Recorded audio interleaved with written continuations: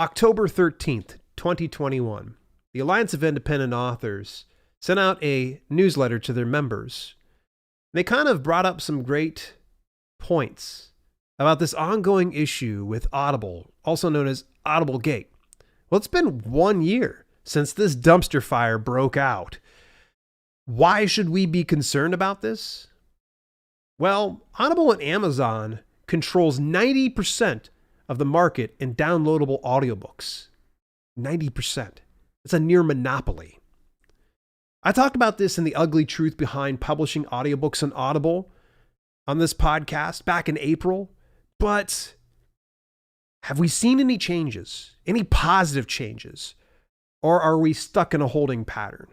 We're going to discuss that in today's podcast, so make sure that you stay tuned. What's happening, folks? This is Dale here, and I'm just tickled to death you took a little bit of time out your day to spend a little bit of time with me to talk about self-publishing. Folks, we don't have a sponsor at all this month, and that's not to elicit any type of new sponsors or anything else like that or any kind of sympathy, but I do want you to consider contributing to a very good cause in the equitable rights movement, also called TERM.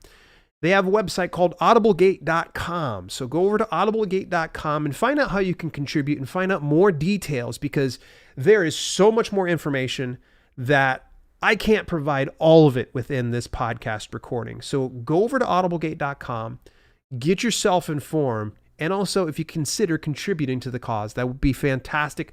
Let them know Dale sent you on over there. I don't have an affiliate link or anything else like that. Just go to audiblegate.com. Let's do a little bit of a recap. A little bit of a history lesson, if you will, because in October of 2020 is when this all started. Now, there was a bit of a technical glitch, as they called it. They literally called it the technical glitch, which just revealed some irregularities. The irregularities came in the form of the refunds. Now, this is how refunds worked back then. For customers, you could return for any reason. You could return that audiobook for any reason within the first year for a full refund or in exchange for another audiobook. There was no apparent limitations, though Audible insisted some limitations on returns. Now, we're going to kind of cite a little bit of a source, and I'm going to cite some sources in numerous instances, and these links are inside the show notes for sure, but I'm going to give credit to the Facebook group Fair Deal for Rights Holders and Narrators, which is run by the fine folks over at the Equitable Rights Movement term, or the people that host audiblegate.com. And in this, someone actually had screen captured something of someone actually bragging about this. I've had Audible for 3 months and I've returned a book almost every day. Email them overnight, and when you wake up, 1 credit will be back. Wow. This person brazenly talked about working the system and abusing it, meaning if you had a refund during this time period, there's a good chance this person probably screwed you out your money. For authors, when it came to returns, the refunds were automatically subtracted from your earnings for the month. Back in October of 2020, back then, it's a little bit of foreshadowing, back then, they just would pull it out. There was no individual column in there. It would show you if you've made any type of purchases, if you've had any member credits or non-member credits, and even bounties, but there was never anything for refunds, which was always kind of weird. Wouldn't it be pretty important to give the rights holders full access to how people are purchasing their books or returning the books? Meanwhile, okay, we've got this refunds column. We just go ahead and pull it right on out. Sure, no problem. Meanwhile, they're giving a 40% exclusivity royalty, which is, in my opinion, absurdly low. Especially if you're staying exclusive, meaning that you only get 3 distribution avenues of Amazon, Audible, and Apple. You can go to non-exclusive for 15% less when you take 25% for being non-exclusive on ACX. The exclusivity agreement back then was a 7-year agreement and a no opt-out for the first year, meaning that if you wanted to just deuce out and say, you know what, I've had enough of this, I'm going to go non-exclusive, you had to wait for a full year back then. And then let's address this ambiguous payout structure. It's just ridiculous. There's no clearly defined compensation. All they do is just give you a rough idea of how things are going. They don't tell you specifically, this is what this credit will give you, this is what this credit will give you, and this was what this credit will give you. I seen somebody who did a Chrome browser extension plugin some time ago that could kind of figure it out for you. It'd be nice if they implemented something like that in their dashboard. Hello, ACX. Might be a good idea. No less. Let's address the elephant in the room. You publish your audiobook to ACX. Guess who gets to price it? You don't. The only way you can be able to price it is make more content, make it longer. Because the longer you make it, the more you get paid for it. Which, of course, that led to a lot of abuse over the last few years because people were like, oh, well, man, my book's only 2.5 hours long. Let me see about stuffing it with a half hour more of content so that way I can get to the 3 to 5 hour threshold and get paid more. That's garbage. Considering that there's other audiobook publishing platforms out there where you can price your audiobook, ACX has 100% control on that. That doesn't make sense to me. So what happened in October? This mass bulk of refunds ended up coming in because they had to make up for, I think it was like 49 days or something like that of returns. So instead of pulling it out slowly but surely, they pulled it all at once. And this is where people were like, wait, what the heck is going on here? And this, in some instances, when they pulled it out, put some rights holders into the negative. Yeah.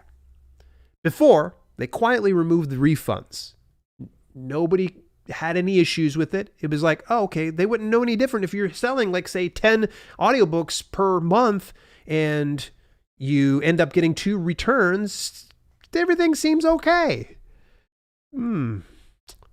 But after this blatant removal was like, whoa. In fact, one author had over 100 returns charged to their account, making them owe money to ACX. What?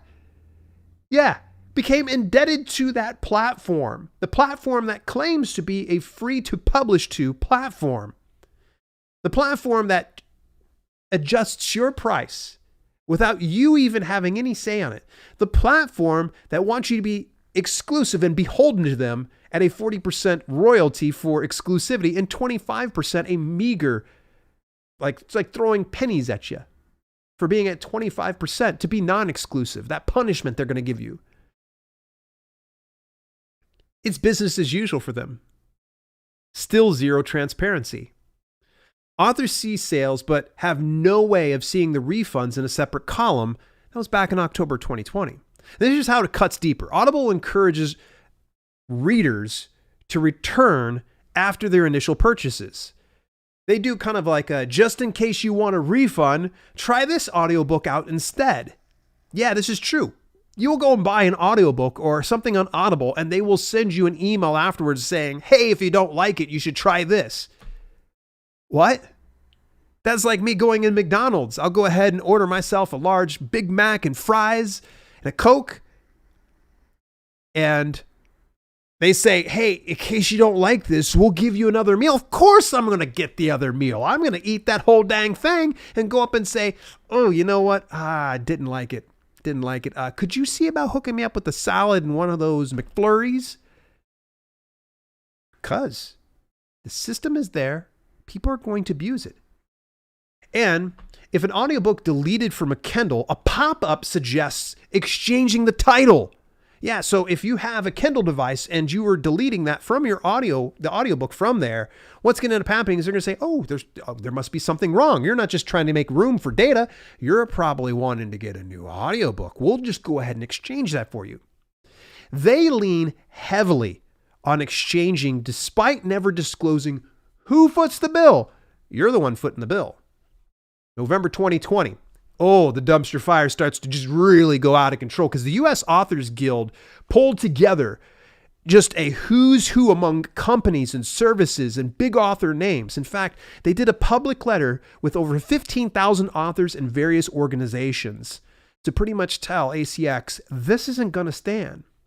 Also, there was a Facebook pressure group, which is called the Fair Deal for Rights Holders and Narrators, that's hosted and run by Australian author Susan May. Now, if you want to get over to that Facebook group, go take a look over at dalelinks.com/fair deal. I don't have that inside the notes, but just remember dalelinks.com/fair deal, and it'll send you on over to that Facebook group. Very good group. Now, Susan actually fronts an organization called the Equitable Rights Movement, as I had mentioned earlier inside the broadcast. More details, go over to audiblegate.com. All right, that's where a lot of great information has come so far. The Alliance of Independent Authors, though, stepped up and they said, this isn't cool. I'm kind of surprised it took them that long to say it's not cool before they caught them kind of abusing the system. But I'm glad that they finally did step up to the forefront. Big fan of Ally. If you've never heard me gush about them before, great nonprofit organization that is run by indie authors for indie authors. And this is the statement that they made after they changed the rating. Yeah, they have a full rating system through their watchdog list. And in fact, they said this: the Alliance of Independent Authors has today downgraded Amazon ACX's rating as a self-publishing service from approved via pending during investigation to caution. The change arises from concerns about income loss from Amazon's Audible refund and exchange policies and deteriorating customer service to authors and narrators. So they were like, nah, you literally pooped in the bed. We're not going to stand for it. And I was really glad to see them step up. So you fast forward to November 24th of 2020. ACX posted a blog post. Now, there was no sending out notifications to any of these large groups. They were just like, wow, nothing's wrong. We're just going to put out a blog post. In recognition of these concerns, moving forward and effective as of January 1st, 2021, Audible will pay royalties for any title return more than 7 days following the purchase. This adjustment does not impact our customers' current benefits of membership, meaning that customers can still return within the 365-day window. However, you don't eat the cost if it's beyond 7 days. But let's be real. If some people are going in and binging like library style on audiobooks, they're probably listening to 5 a day or something like that, or 1 or 2 a day, and they're going to return it within that 7 days. Now, will they know that 7 day is going to be there? Probably not, but chances are very likely if someone's working the system, they're going to continue to work the system, and they're probably going to be very efficient at it. So, oh man, January 20th, 2021. So now the refund window was kind of closed up when we came into January. So now ACX puts out another blog post. This was on February the 1st, that they're saying ACX rights holders of DIY or pay for production titles that have been on sale for 90 days or more can convert their distribution type from exclusive to non-exclusive. So they pretty much were saying, oh, you're not happy with us? Great. We just went ahead and shrunk down the window of time that you can get from exclusive to non-exclusive. I'm going to save a big tip for you as far as that one goes, and some big information at the very end of this podcast here, but just kind of put a pin in that. We'll return to that. If you do a 50-50 royalty split or a royalty plus share through ACX, in order to get out of that exclusivity, you're going to need to get with the voiceover talent or the narrator that did that for you and figure out a way to either buy the rights from them or ask them, hey, could we go non-exclusive? As soon as you go non-exclusive, guess what ends up happening? You collect all the money. And at that point, you're probably going to need to pay that narrator a substantial amount of money. So just putting that one out there. March the 30th of 2021, ACX makes the returns column in the dashboard. That was a big victory. That was great that they could finally be a little bit more transparent. You would have thought that would have been something that would put into that dashboard a long time ago. Kindle Direct Publishing got it. They've got a column for returns. Why didn't ACX have it all these years? Was it just laziness? Was it just that the infrastructure would probably crumble if they put an additional column in there? So new to your sales dashboard is a column for qualified returns. That is, any return made within 7 days of purchase with data available retroactive to January 1st, 2021. You can also download reports of this data from your dashboard as a CSV or PDF. Also, as of January 1st, 2021, you will earn a royalty for returns made more than 7 days after purchase with the sale captured under the appropriate purchase title. So they essentially told you, hey, no take backsies. You can't go back. Any refunds and returns that were done prior to January 2021, that's it. Don't matter. We're not going to show you what you had for any returns. We're not going to compensate you for that. The fact that we had a system that was abused by the customers, it's on you. It's crazy. So here we are, 1 year later, beginning here in November. So October is when this happened. Do we have any progress? Where are we now? So here's where we're at now. They have limitations on returns for individual account holders. In fact, Audible is more conscious of refund abusers. Are they getting all of them? I don't know. I imagine that's going to be a kind of a tough situation because they still want to be able to allow people to return the audiobooks and not have to have a second thought about it. There still is a 7-day return period, but 365 days is still allowed for the customers, and that's fine. That's fine if that's what you want to do as a company. But why are we getting saddled the burden? It makes you kind of think. Someone sits and they consume your entire audiobook and they can return it. They've already got the deliverable, but now you're getting penalized for it. My thought is someone gets past a certain threshold of listening to an audiobook. I think there needs to be a notification sent to them. Hey, you're 25% in. Just want to let you know the refund's going to expire. Or quite simply, it gets past that 25% mark or something else like that. Maybe it's a 50% mark. Either way, maybe we don't eat the return. Maybe ACX should see about doing it. Lord knows Amazon's pulling in enough revenue. And since they're kind of dominating 90% of the market here in downloadable audiobooks, I think they can probably swing it. The 7 years exclusivity agreement dropped down to 90 days. If you're 50-50, you're stuck. Sorry. So you can go exclusive to non-exclusive in 90 days. They added the returns column, which was a big win. I like to see that. But still, there's radio silence on their end. So what about true returns? Are people consuming 25% or more? What about disclosing previous refunds from different periods? So you understand, okay, why is this getting returned? So oftentimes, I think ACX is probably thinking to themselves, well, you just want money. No, we want to know who has returned, what books have been returned the most, so we can actually see the data in there. Because if somebody's returning it, I want to automatically think, what's wrong with my audiobook that someone returns it? Because then I can go ahead and adjust it and make it a better product so no one wants to return it. So disclose those previous refunds. ACX wants to just move past this, forget about any wrongdoings prior to January 2021. And thankfully to the helps of like Susan May over at Term, audiblegate.com, or even the folks over at the Alliance of Independent Authors or anywhere else, we want to know what's going on. There's also just other things brewing too. Account terminations for bounty link misuse.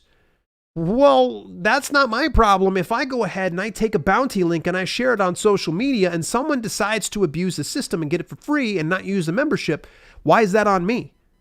I used the link you gave me to promote your service. They're getting my audiobook for free.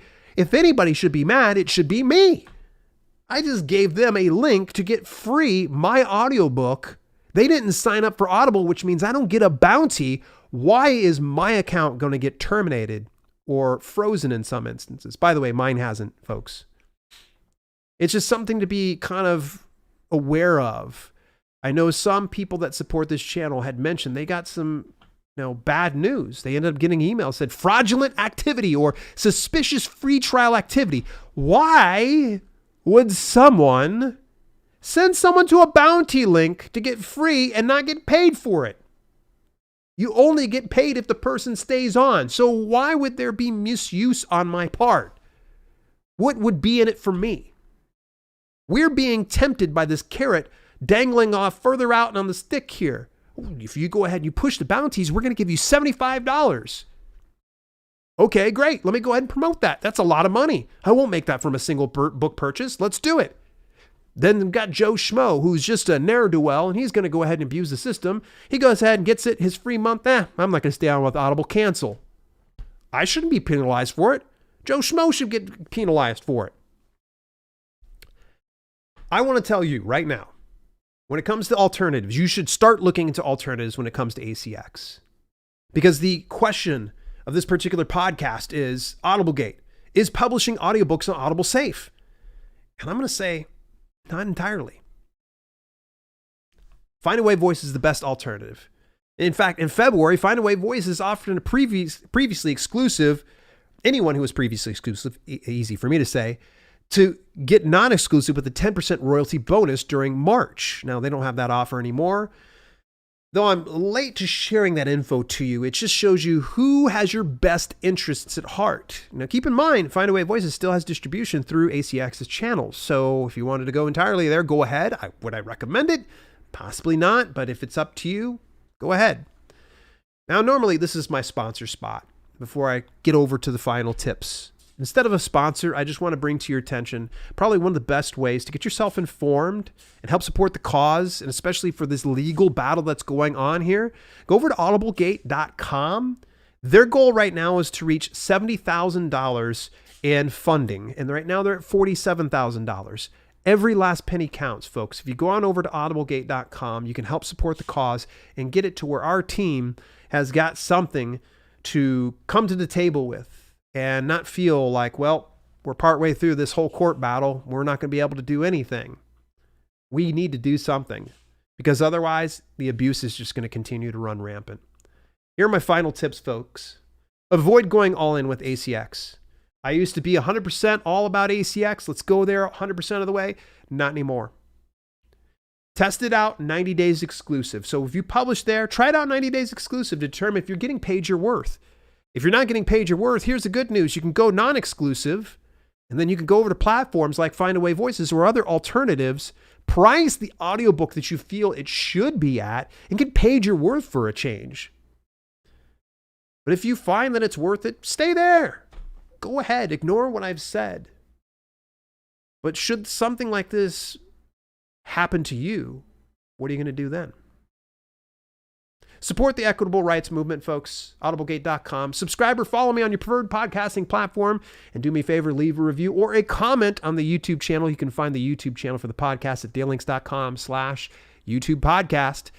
Till next week, folks. It's been my pleasure. This is Self-Publishing with Dale. I'll chat with you next week.